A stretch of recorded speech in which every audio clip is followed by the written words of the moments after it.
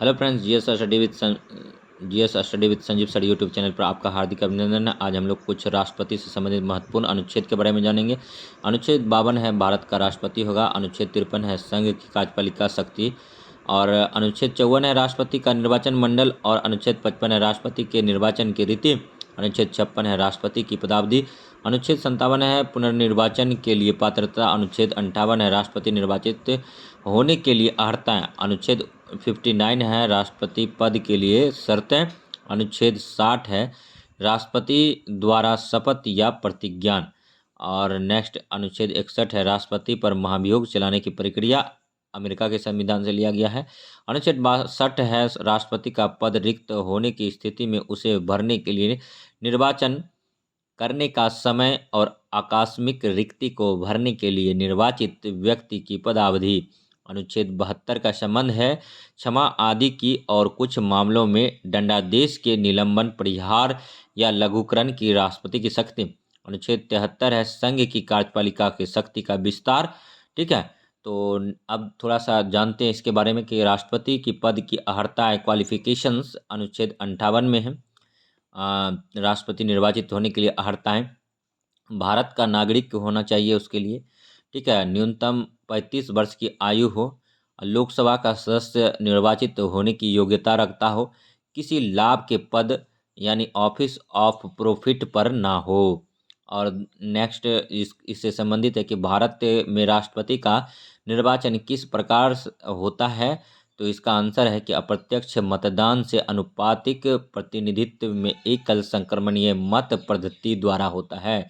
भारत के राष्ट्रपति के चुनाव में मतदान कौन करता है? तो राज्यसभा, लोकसभा और राज्यों व केंद्र शासित प्रदेशों की विधानसभाओं के निर्वाचित सदस्य इलेक्टेड मेंबर करते हैं।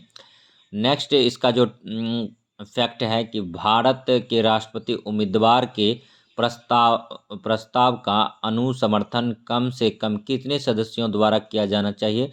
50 निर्वाचकों द्वारा।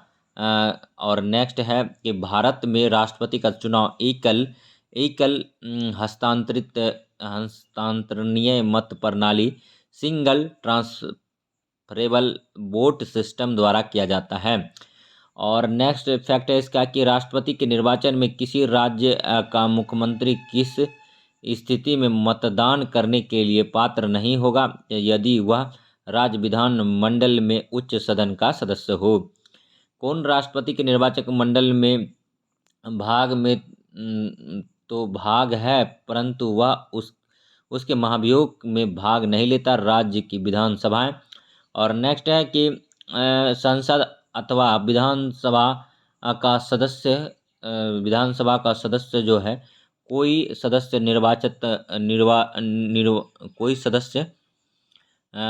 राष्ट्रपति निर्वाचित हो सकता है, परंतु उस पर क्या शर्त है? तो निर्वाचित होने के उपरांत उसे अपनी सदस्यता छोड़नी होगी। तो नेक्स्ट फैक्ट है कि संसद के लिए राष्ट्रपति का अभिभाषण कौन तैयार करता है? तो संसद जो अभिभाषण देता है उसका केंद्रीय मंत्रिमंडल करता है। राष्ट्रपति की मृत्यु, पदत्याग अथवा हटाए जाने पर पद की रिक्तियां, वैकेंसी ऑफ पोस्ट को 6 माह की समय सीमा के भीतर भरना होता है। और भारत के राष्ट्रपति चुनाव में उत्पन्न विवाद का निपटारा कौन करता है? तो सर्वोच्च न्यायालय करता है। भारत के राष्ट्रपति को उसके कार्यकाल की समाप्ति से पूर्व किस प्रकार पद से हटाया जा सकता है? तो महाभियोग द्वारा यानी इम्पीचमेंट द्वारा हटाया जा सकता है। महाभियोग को इंग्लिश में इम्पीचमेंट बोलते हैं। भारत के राष्ट्रपति को उनके पद से हटाने का अधिकार किसे प्राप्त है? तो संसद को है। उसके बाद देखिए कुछ फैक्ट हैं जो कि अति महत्वपूर्ण है, इनको भी अब हम लोग जानेंगे कि संघ की कार्यपालिका शक्तियां किस अनुच्छेद के अंतर्गत राष्ट्रपति में निहित है? तो अनुच्छेद 53 हम पहले बोले, संघ की कार्यपालिका की शक्ति राष्ट्रपति में निहित होती है।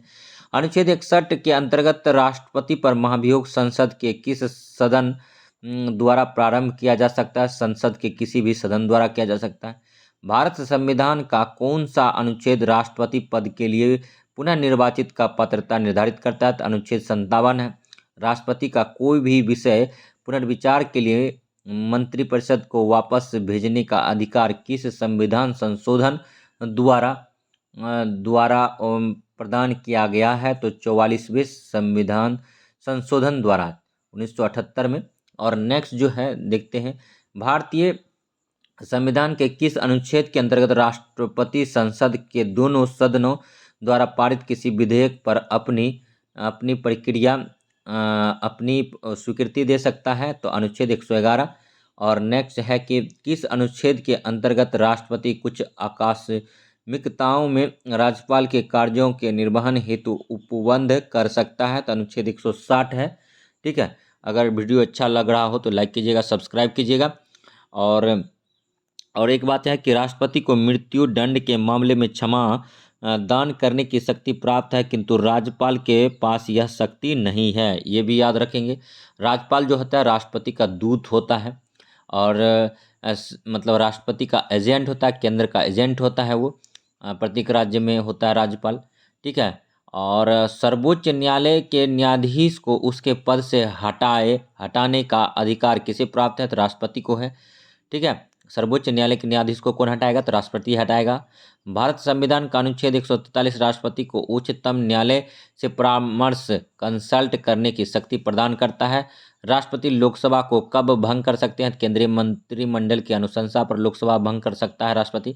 लोकसभा और राज्यसभा का संयुक्त अधिवेशन किसके द्वारा आहूत किया जाता है? तो राष्ट्रपति के द्वारा किया जाता है। भारत के राष्ट्रपति ने किस एकमात्र मामले में जेबी वीटो की शक्ति का प्रयोग किया था? तो भारत डाकघर संशोधन विधेयक वर्ष 1986 में जो हुआ था। भारत का राष्ट्रपति संसद के दोनों सदनों की चर्चा में भाग नहीं ले सकता है। और किसी भौगोलिक क्षेत्र को अनुसूचित क्षेत्र घोषित करने का संवैधानिक अधिकार किसे प्राप्त है? तो राष्ट्रपति को है।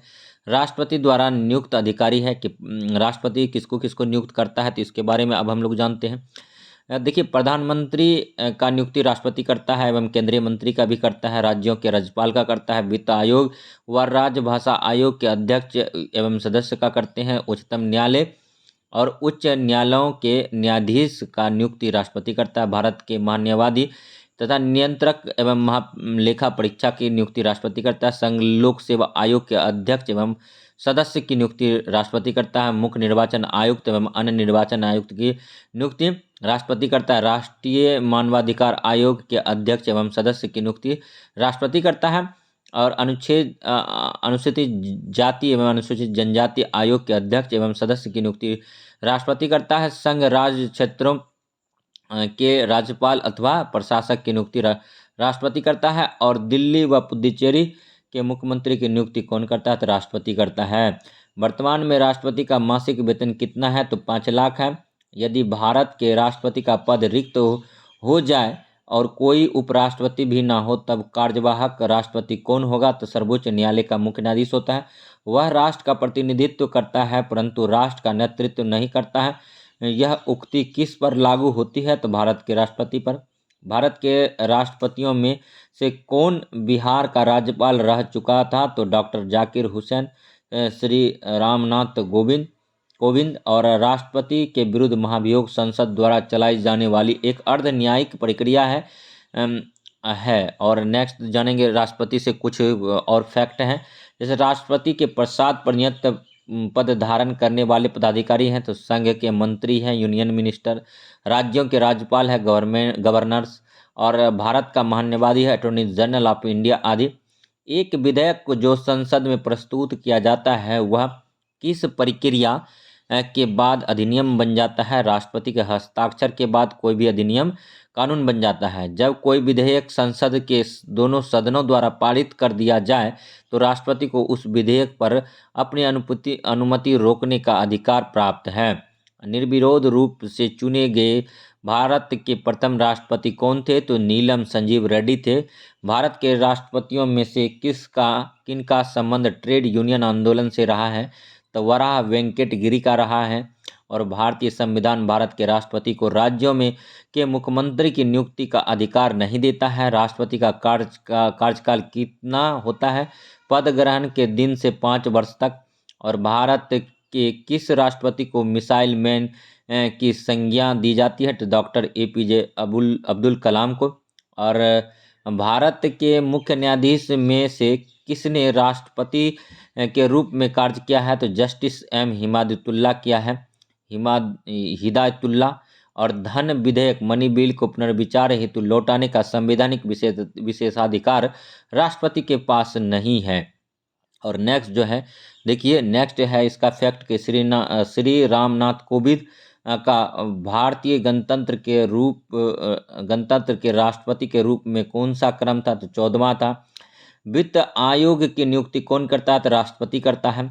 और राष्ट्रपति के रूप में डॉक्टर राजेंद्र प्रसाद ने सबसे लंबी अवधि 1950 से 62 तक एवं डॉक्टर जाकिर हुसैन ने कार्यकारी राष्ट्रपति छोड़कर सबसे कम अवधि 1 वर्ष 11 दिन तक का कार्य किया था।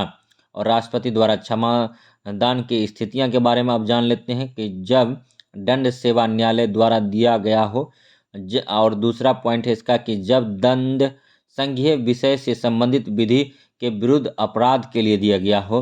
और नेक्स्ट है तीसरा कि जब दंडादेश मृत्यु दंड हो तो उसको ये चाहे तो कम कर सकता है या माफ भी कर सकता है।